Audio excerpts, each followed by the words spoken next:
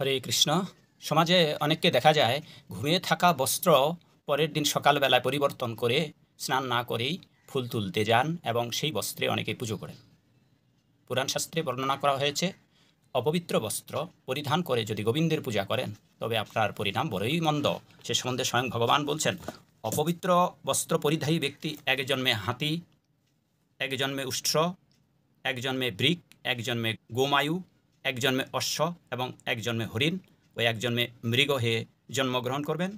এইভাবে সপ্ত জন্মের পর সেই ব্যক্তি পুনরায় মানব জন্ম লাভ করবেন।